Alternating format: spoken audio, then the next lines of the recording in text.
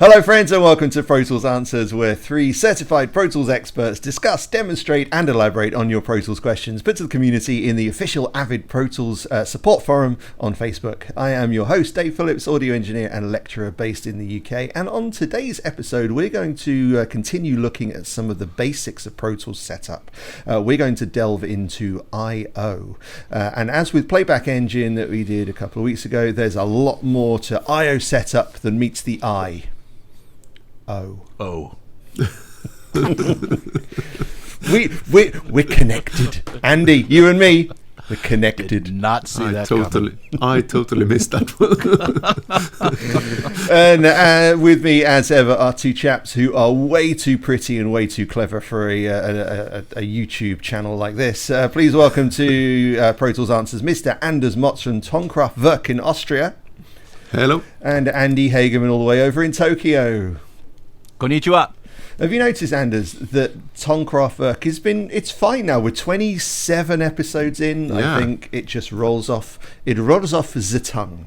I think the last 3 episodes you've nailed it. And for everyone that doesn't know, this used to be every time Dave did introductions, he mispronounced that word. Yeah, actually, Anders was thinking about renaming his school Toneworkcraft because it just to fit in with me. He was going to. Thankfully, I don't have to rename it. Stop fighting it. I know he was going to rebrand the whole business just to help me, because that's the kind of guy Anders is. Everyone, he really is. He's a beautiful, beautiful guy. Stop it! You're making me blush. So we're going to jump into Playback Engine, and let me get Anders' beautiful face out of the way. So are we doing Playback Engine? Really? Sorry, I/O. And talking about things that I don't do very well. Oh! Whoa! What just happened? See, it's like I said last week, Andy is training me very, very well. I learn a little bit each week, and each week I get a little bit better. There you go. Anders has still got some stuff going on over there. The cello guy's moved out, but yeah, it seems like somebody else has moved in. Yeah. So we're going to look at I/O setup. So we get to I/O setup from the setup menu in Pro Tools. And when we open this, we get a list of all of the available inputs and the available outputs. That's the place that we're going to start with anyway, that our interface gives us. And this is informed. What we actually see here is informed by the Playback Engine that we select. And we mentioned this a couple of weeks ago when we were looking at Playback Engine, that when you select a specific Playback Engine, Pro Tools will just have a very quick look at what physical inputs and outputs are available in that system, and it will superimpose it on this matrix over here. So it will show us all the analog inputs that are available to us. If we have any digital stuff, it'll show us our SPDIF inputs as it does here, and if we have ADAT available on the system, it will split those into an optical section here. And it may look a little different depending on what your system is.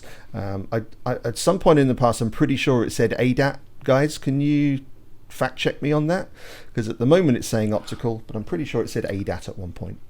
It depends on the interface, right? So so there are some optical plugs that are only ADAT. Some of them are switchable between SPDIF and ADAT. But yeah, it depends on the interface. But you're right, that top part of the window is automatically reflecting the decision you make in the Playback Engine window. Indeed. And with the ASA EBU inputs, does that represent up here too? Yeah. If you've got them enabled, what do you have there? Because I don't have anything with ASEBU. So yes, I'm like, why isn't it showing up? Yeah, so it depends on what you have enabled, right? So if you've got a HDIO or if you've got an Omni, depending upon what you have, the active inputs that you've chosen in the hardware setup will be reflected there. And vice versa. If you on an HDX or HD native system, if you click up in that top area, you can actually change the hardware setup window. Mm-hmm. So it works both ways. Okay, so the matrix on the right-hand side shows us all of the available inputs that we actually have available to us. We're looking at the input tab right now, by the way. So the matrix on the right gives us all of the inputs, and on the left we have all of our software paths, and these are the bits that we actually see represented on our edit and our mixer window when we're selecting specific inputs. Now, you may notice that I haven't got all of my inputs represented here. And this is not what is going to be represented the first time you select a brand new playback engine and open up IO setup first time.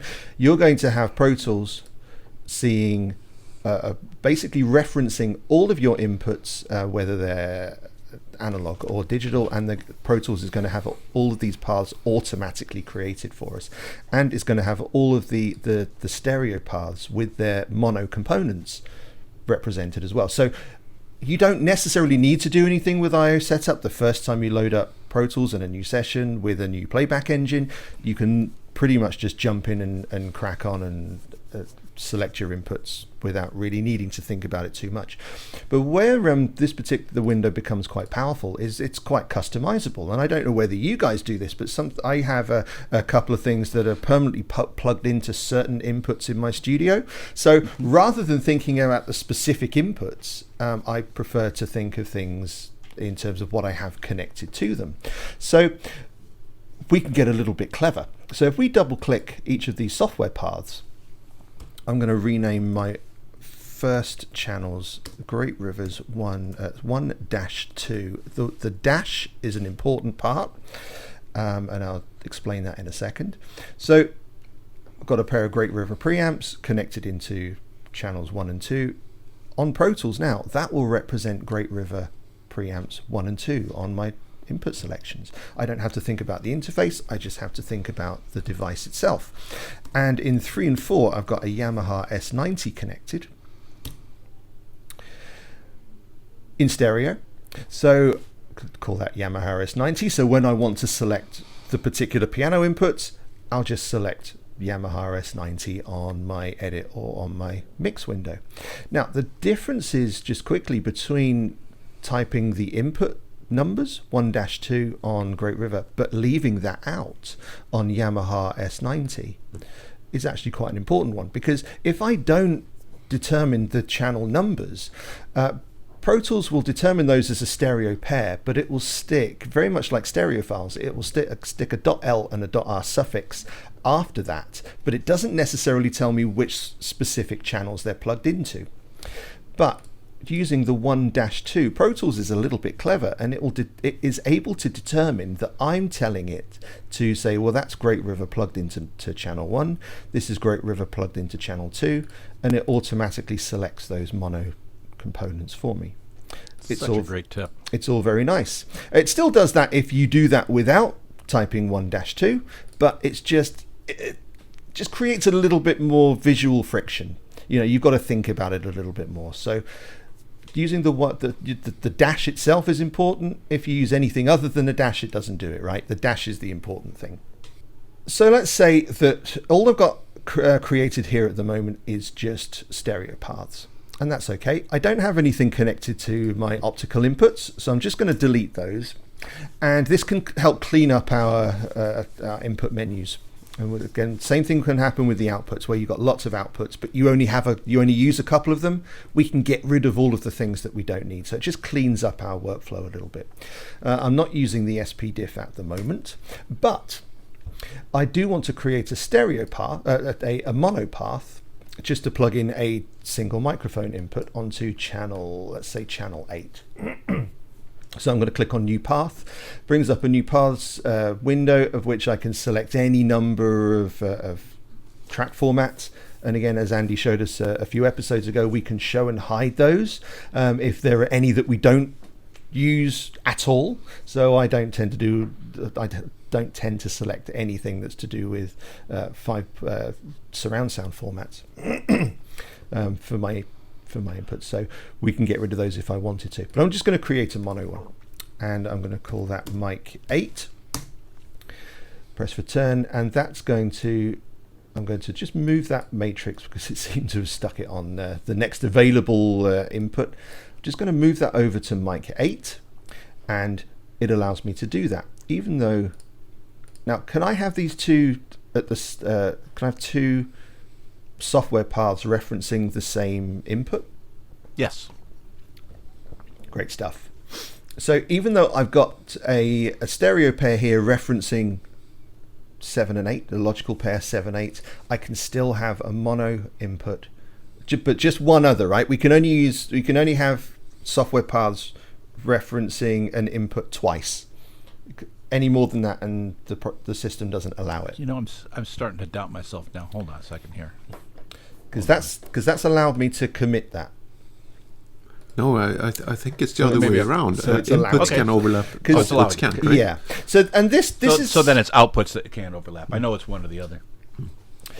And this is something that I might use quite regularly because, and you guys may be the same with if you're using regular interfaces. You may find that either 1 and 2 or 3 and 4 are an instrument input. Mm-hmm. So what I might do is I'll create myself, say, a guitar in 1, and I'm going to connect that to input number 3. So it just references the fact that I can plug a guitar into input number 3, or what is probably instrument 1 or something on your interface, but it's going into path 3, for example. I can create OK. And so when I'm selecting my guitar input on Pro Tools, I just have to aim for the input or the instrument that I'm working on. I don't have to think too hard about the inputs. That's what I really like about this particular system. I can make up a few different things that are common in my studio, common in my interface, and common in my workflow.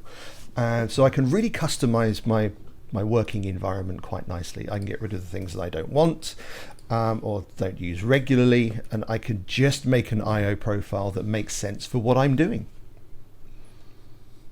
No, that's great. One other thing, by the way, if you think you might use a path that that you're not using all the time, but you might want to keep it on deck, is the little green checkbox right next to the path is the same kind of thing. So if you don't want it to show up in the list, but you don't want to delete it either, that's kind of the middle ground in there. So if you, for example, let's say, I don't know why you would, but let's say you sold the Yamaha. You don't have the Yamaha anymore, but you don't want to lose that because you might want to use it again. There, that takes it out of the list. It deactivates it, for lack of a better term, but it doesn't delete it. So you could always just turn it back on with the click of a button. Yeah, indeed. And this IO profile, you can save it specifically to Pro Tools, to your system, so that you can have a recallable IO profile, and that will appear in the session setup window. So if you've always got one profile that you always work with, you can always recall these without having to rebuild them every time. But these settings also do get saved into the session file, don't they? So whenever you recall a session, it will recall the IO profile. But that can also be, I'm going to use the word problematic, but not necessarily problematic. If you're taking in sessions from other people, that will also superimpose that IO profile that came from their studio onto your IO profile that you've just opened in your studio as well. So what you may end up finding is a number of paths that have been created previously in someone else's space, and they'll load up and they'll be referencing inputs and outputs that are on your particular system, but they may end up being grayed out because there are too many overlapping paths, or maybe you only have 2 inputs on your system and the previous person had 8. So there may be some paths that don't exist or can't exist because you don't have the available IO on your specific device. So they'll end up being grayed out. So very much like when you start up a new Pro Tools session, heading into Playback Engine and doing a little bit of tuning, when you first launch into a brand new session, just head over to IO and do a little bit of trimming in here to make sure that the IO that you're expecting to see is the IO that you actually do see. So you can get rid of stuff that people have made before. Just move things around a little bit to make your system work properly. Great stuff, Dave. And as you said, when you're starting a session and start recording, those names that you just put in are the names that are actually shown in the input selector when you create the track and set its input. You think you can show this quickly? Maybe re-enable your Yamaha S90 again. Oh, Yamaha S90. So I'll just create myself a brand new thing. Mm-hmm.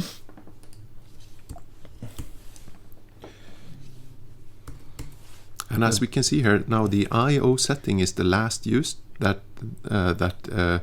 Dave used the last time he used Pro Tools, which worked then, so it's probably working now as well. Yeah, and that's the thing. I do have an 1810 profile here, but if I loaded that in, it would get rid of everything that we just done. So, but last used, as Anders said, it will bring in the last used IO profile that I was just working on. So let's create that. I'll just save it on the desktop for ease. And then if we create ourselves a new track, there we go. We can see Great River and Yamaha S90 are represented there. And because... But you couldn't select the mono input because that's a stereo track. So you need a mono track for that, obviously. Exactly. And that will show all of the mono paths. And this is where it shows up the problem with not using the 1-2 and 3-4 thing, is because it's showing me Yamaha L and Yamaha R from my 3 and 4 stereo pair, but it's not giving me specific channel numbers. So the Great River 1 and 2, it gives me a pointer to what's on my which input it's plugged into. This one doesn't. That's such a great tip. Yeah, great. Can I do a quick tip before we move on to the next tabs? Yeah. So when Dave was creating his new session, and Dave, you press Command N or Control N on a Windows machine to create a new session, just to bring up the dashboard where you get to select the I/O settings to use. The I/O settings is now on last use, which worked just a couple of minutes ago, right? Mm-hmm. And there is the next version here is Stereo Mix, and Stereo Mix is basically going in and looking at your inputs and outputs that are available on the interface and basically resetting those. So if he creates a session using the Stereo Mix version here and go in and look in the I/O, it's basically gone in on each of these tabs and pressed the default key. So that's the default inputs and outputs and buses for your particular interface. So if you're like constantly struggling with this might be a very, very quick fix for you. Just select Stereo Mix as your I/O settings, and that will get rid of all other old stuff. Yeah, Stereo Mix is especially useful for people who are freelancing, that are going around from place to place. You may not even have any idea, what's connected to your Pro Tools system. Might be in a different room, and choosing Stereo Mix, even if it's not going to be a stereo product at the end of the day, at least that gives you a nice view of and access to all of the inputs and outputs of your system. Like you said, Anders, it's almost as if you went to each tab and just pressed the default button. Shall we move on to the output tab then? Or is there anything else that we should look at in the input window? I think, yeah. Go ahead, Andy. I'll ask one. I'll add one little tip. The when Dave brought up he clicked new path. There is a shortcut for that. As in everything, there's a shortcut for that, and that's the same shortcut for creating a new track. So it's Shift Command N will create. We'll just open up that dialog box inside of the I/O setup window. Great stuff. Andy, maybe you should start showing the output tab of the I/O setups. All right. By the way, something to mention here, that the I/O settings and the way it works, where it saves on a system settings and into your session, and the way that Pro Tools filters in those settings and blend them, that works just like a miracle nowadays. It used to cause a lot more problems a couple of versions ago, and I say a couple of versions before Pro Tools 10 or 8 So or something. So more than a couple then. So uh, more so- than a so this decade's worth of versions. Exactly. So this has really improved, and I mean, stuff still can get confusing sometime, or Pro Tools can get confused naturally when moving between systems. But I think it works great most of the time. Indeed. I mean, it's gotten so much better, and there's, we'll talk about a couple of options inside of this window that make it even easier still. So here I'm showing you a session, and I'm in the input tab of the IO setup. I'll move over here to the output tab. And just to show something that gets by a couple people, I'm going to do something that I'll do in a classroom, but it probably doesn't have a whole lot of relevance anywhere else. So I'm going to just delete all of my outputs. It's going to say, are you sure? Yes. And I'm going to delete all of my buses. And it's going to say, are you sure? Yes. Okay. And we'll click OK. Now, this is where I would normally go to my class. If I go to the output button of a track, what do you see? Nothing Predictably, whatsoever. nothing, right? Because all of my outputs are gone, right? So that doesn't surprise anybody. I'm going to go back here. I'm going to go back to my IO setup. And I'm going to go to output, and I'm going to click default because I'm a big dumb animal. Now, I will tend to, for a different reason, I will tend to not name these outputs by their function. I tend to leave them for a reason that's going to be obvious in a second. I leave them for what they are physically. So this is line into 1 and 2 output. What I use it for is not what I'm going to name it. I just need to know what these physically are, and you'll see why in just a second. Now, let's review. I've got these inputs that we've got here. I've got these outputs that I've just created, and I have no buses. But I do. And this is the place where Pro Tools is a little bit too smart for us to be able to learn very well. It does half of our work behind the scenes. So while I'm creating my outputs, it's creating something on the bus tab, but I didn't create that. So let's assume that I just don't like it because I didn't create it. So I am going to delete my buses. So I have these input paths, I've got these output paths, and I've got no buses. I'm happy with that. Great. And so I go back to the class and I say, hey, class, do we have inputs? And they'll go, yes, we have inputs. There we go. Do we have outputs? Yes, we have outputs. And I go, are you sure? Because if we go here, you'll see still no outputs. And here's where the concept starts to come into focus, is the output path, or the output tab of the IO setup window is only half the story of any output.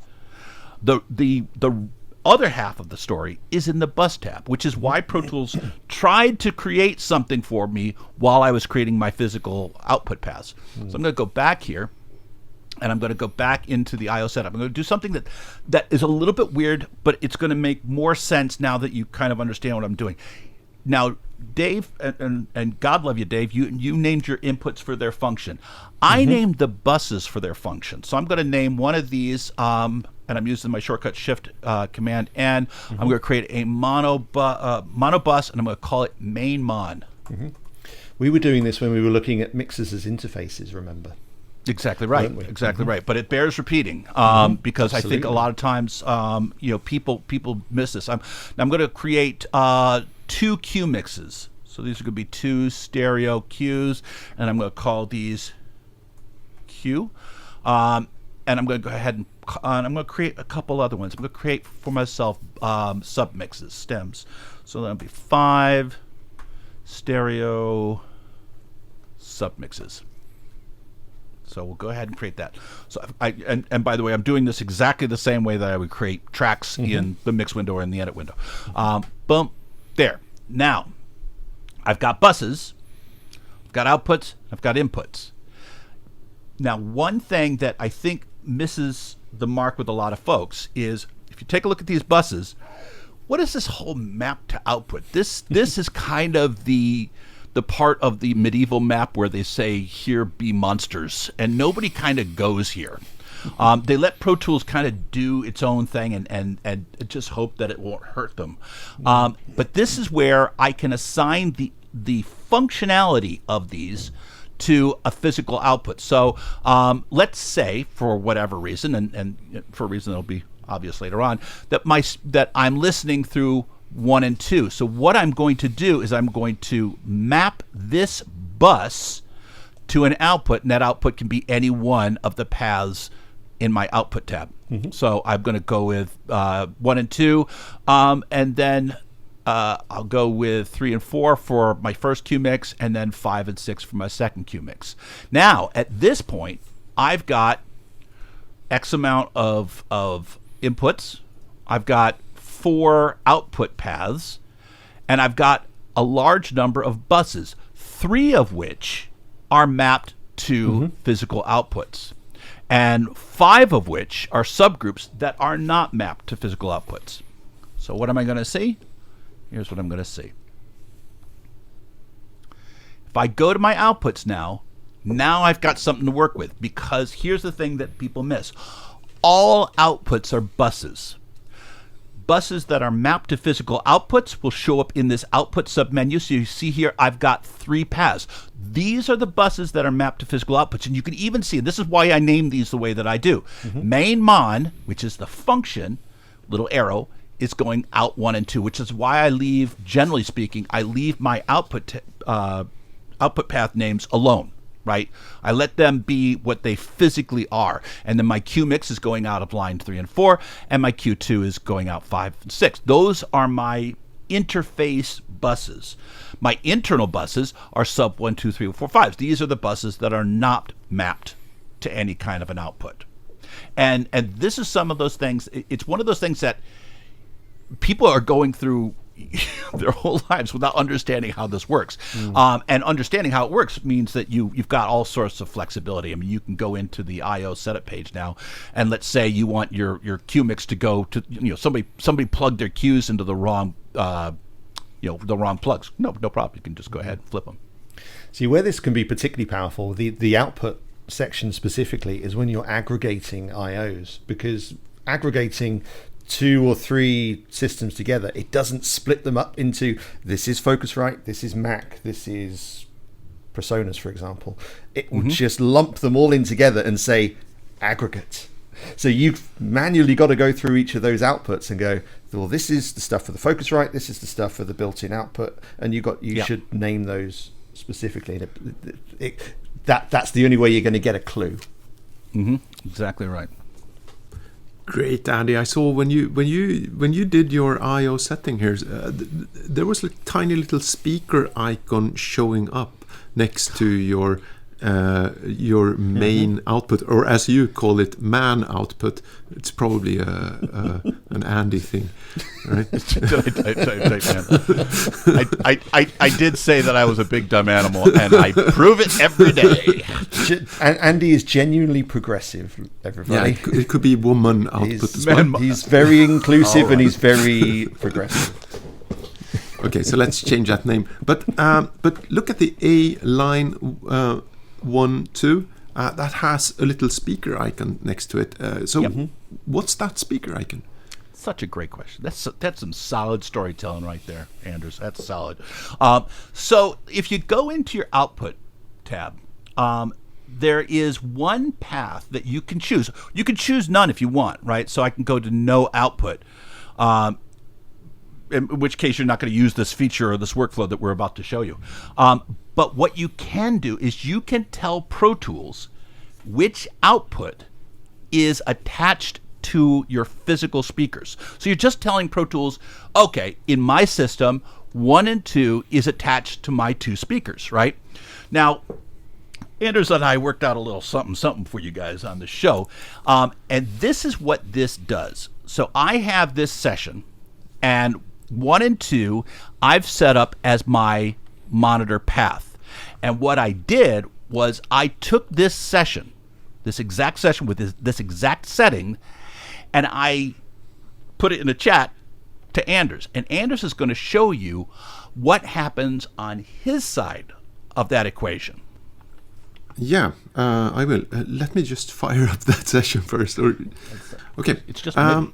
So this is my I/O settings page, and as you see on my system, it's slightly different than Andy. I have a main TRS output on my Matrix Studio that I use for. Are you seeing that, Andy? Anders, could you do me a favor? Damn it! That was the first time, I think. Sorry, Dave. I take everything back. Revenge! I take everything back, Dave. Okay, so this is my I/O setup dialog, and as you see, it's slightly different from Andy's. I have my main TRS out that I use when I'm doing a stereo mix. I have a headphone amp that's just using a mono output at this point. And my main speakers, my monitor path, is set to my D sub outputs. I'm using that for 5.1, 7.1 and Atmos stuff.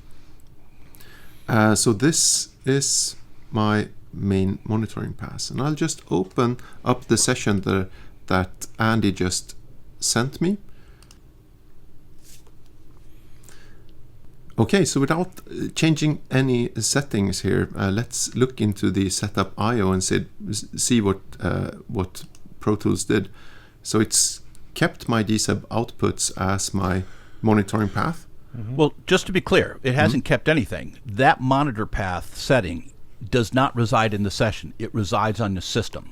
Exactly. Right. Yeah. So that shouldn't change. It can't. Right. So that stays on whatever your destination system is. And it's just a little instruction, isn't it? Just to say this is the right. path that's your main monitoring path. Exactly. But since I've made this setting to where my main monitors are connected to, it interprets your I/O setting that was sent with this session, right? Right. And it uses my path instead. So let's hit play and see if it go to bus. Oh, 'cause that's where the real magic happens. Now here's the thing: is that main mon, the bus on my system, is assigned to outputs 1 and 2, but which I've line 1 and 2 right there from the previous output mapping. That's my output mapping, right? And because I set up an output, so my system knows what's connected to speakers, and Anders has done the same thing on his side. Pro Tools then can make that conversion seamlessly, so you don't need to touch it. So far, all Anders has done is take a look. He hasn't changed anything, and Pro Tools has done all of this work, which, trust me, years ago is very time-consuming and a big, massive headache. Now, if Anders closes this window, he should be able to hear this without doing a thing. seems to be working. And it's working fine. And the great thing is if he sends it back to me, it'll work fine on my end too. And if we send it to Dave, if we send it to anybody, as long as all parties have their monitor path defined, everything's fine. Just to add to the cleverness of this, as you can see in my main output meters, it's actually using my left and right monitors, so it knows it's a stereo path. That's the stereo pair behind me that it's using. So it's very intelligent, this system. And the metering path is referenced in the output tab as well, isn't it? Yeah. So let's take a look at that. So in Setup IO, in the bus page, you have the output meter path. What you should be looking at. The output meter path is typically speaking for some of your older control surfaces. So it's not, generally speaking, it's not something you need to touch. Yeah. Okay. So what happens if I would start mixing this in 5.1 surround, and you don't have a 5.1 surround setup at home, do you, Andy? Thank you for rubbing it in. Yeah, no, I don't. No, but what would happen? What's your point? No, what would happen if I mixed this in 5.1? What would happen on your system if you tried to import that? It would be awesome if Pro Tools could help me out with this, and we've actually got something to show it. So Anders is going to show you what he mocked up here, just so that we can show something. Yeah, so this is the same session. What we've added is 5.1 aux with a Revive plugin 5.1, and all of these tracks are now outputting through a 5.1 bus mapped to outputs. So it's basically a 5.1 mix here. Now, this is important, is that it is mapped to an output path. That output path has a little speaker icon. So Pro Tools knows that this is the path attached to the speakers. This is the part of the workflow that you can't overlook, because if you overlook setting this up correctly, nothing else is going to happen for you. But now what Anders is going to do is he's going to save that session and he's going to send it to me. Now, I don't know if you've noticed it, I don't have any surround paths, as Anders has so gently and kindly reminded me. Is that stereo shaming? It is stereo shaming. Yeah. So what? I think. So so what does this look now on your system like? Well, let's find out. Let me open this up. And if I open up this session now, what Anders has done is he's done a 5.1 mix based upon the stereo mix that I've sent. And if you'll see over here, I've got all of these 5.1 paths. Come on, meters, show. There we go. So this is 5.1 output paths, you can see, and I've got clearly a 5.1 surround aux, but I don't have 5.1 speakers, right? So, and again, we'd be talking a lot of headaches, trying to figure out how to down mix this stuff, how to fold it down. It's just going to be a disaster, except for the fact that if you take a look at your I/O setup, Pro Tools does that work for you, because if you just meet Pro Tools halfway by setting up your monitor paths, Pro Tools will do the rest of it for you. So right now, if you take a look over here, if I go to bus, you can see his surround mix out, which was going to a completely different thing, is going out of A1 and 2. And what's happening is it is doing, I don't want to say it's a down mix, because it's not like simulated stereo. It's not doing anything complex. What it's doing is more appropriately called a fold down. So it just basically folds down a larger number of channels to a smaller number of channels. I probably, and this is just me, but I probably wouldn't go into any situation where I was doing any kind of critical mixing, but could I do editing? Oh yeah, absolutely, no problem. And the cool thing is that when I do all my work, I could edit and everything else. I'll send it back to Anders, and you can see here that this recalls the previous output mapping. Why? Because both on Anders' machine and my machine, we've done our homework, and we've gone here into the output tab, and we've told Pro Tools very simply what's connected to my speakers. And as long as all your collaborators are doing that, life gets so much easier. Great stuff. So how would this work if you were in a standard version of Pro Tools, not Pro Tools Ultimate, because standard Pro Tools can't do 5.1, right? What would happen? That's right. Then? Well, the 5.1 tracks wouldn't show up, right? So the 5.1 aux track would not show up, and those stereo tracks would then just go out of a stereo output.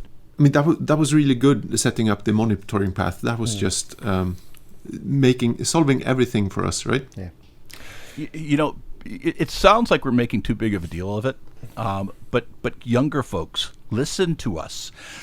It was not uncommon that you would get a session from somewhere else, and you could bank on spending 2 hours just making sense of what their I/O setup was doing, and redoing inputs, redoing outputs, redoing buses. It was such a time-consuming nightmare, and it wasn't. I mean, that was the best life was back then. Back then, it was like, oh, at least I don't have to move wires.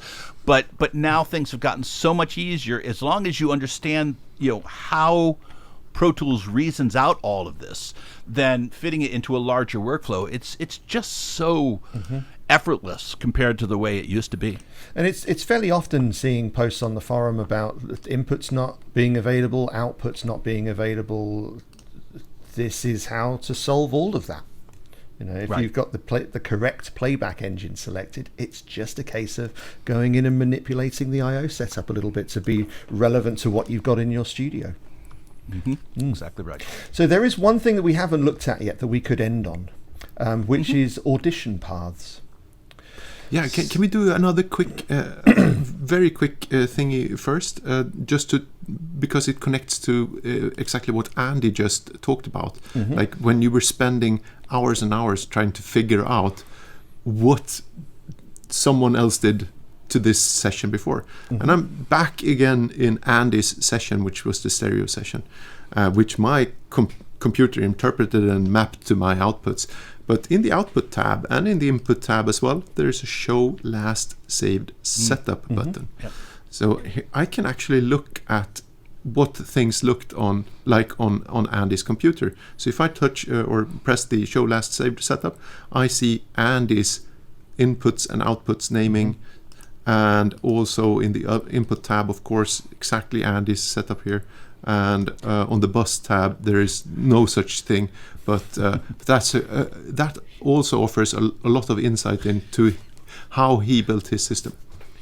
And also, it's great for Anders because it just reminds him that he's got a surround setup and I don't, right? So he can just go, oh, let's take a look at that last setup. Oh, Andy, what a provincial clod with his stereo output. No. You've obviously not caught up with Sweden yet. You guys the way over there in the Far East. Sorry, Andy. Now I feel terrible. No, good. So, Audition Paths, and Sure. so Anders, if you open up your window again, we can talk about this using Anders' window. Yeah. Because look at the hardware he's got on that. God, that's so impressive. Well, maybe we should look at Andy's window because it's a little bit more. Let's do Andy's instead. Just make it accessible. No, but Andy, I think your setup is actually perfect for this because you just set up a queue output. So that's the perfect thing to demonstrate audition paths on. So sure. So this is please excuse the lack of surround. I apologize. I do. I just feel awful about it. You could, Andy. You could do it. Just put in some effort, man. You've got 8 outputs there. Yeah, we've got 8 outputs. You could just create it.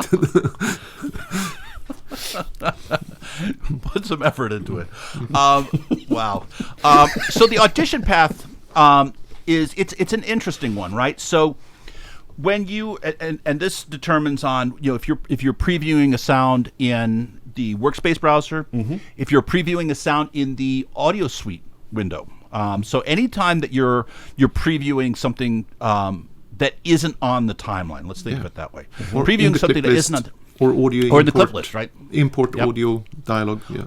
All of that is going out of what's called the audition path. Now, very often, your audition path is the same as your main output. So I'm working here in my studio. I'm just by myself. So if I'm going to preview samples or whatever, having it come out of my main speakers is not a problem. However, it doesn't have to be the same output as your speakers. So for example, let's say you're in a dub stage, or if you're in a studio and you don't want your coworkers or your clients listening to you preview snare hits, well, what you can do is you can then go to any of the other outputs. So if I go to 3 and 4, and let's say that 3 and 4 is connected to some headphones that are underneath my desk. Well, then whenever I go into the workspace browser, or again, in the clips list or anywhere, and I preview or I audition a sound, it won't go out my main speakers. It will go out whatever's connected to my cans. I can just put my cans on. I can listen in peace. I'm not bothering anybody else. And then, and then drag it onto my timeline. And of course, at that point, it's part of my session. Because those boxes are not routing through any tracks that are active in the system. They have essentially their own invisible internal bus, don't they? So if you turn it off for a second, Andy, and just head over to select no output for your audition path. Select no output. All right. I see where you're going. And then we're going to go into just open up a workspace browser for me. All right.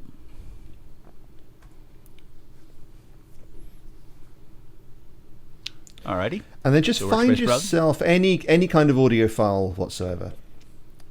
Oh, let's see here. Let's see what I've got. Something broadcastable. Okay, so here we go. I've got this. Yeah, so and I'm going to. So hit play. There you go. And there we go. We get a message to say it can't audition it because there's no active audition path. There's, Workspace isn't routing through any of the tracks in the session. It has its own dedicated path, but when it's not active, can't go anywhere. And you'll get the same kind of problem in an audio suite window or in other places. There's one really quick way to fix this, and that's just go ahead and click the "Don't show this again." That was a joke.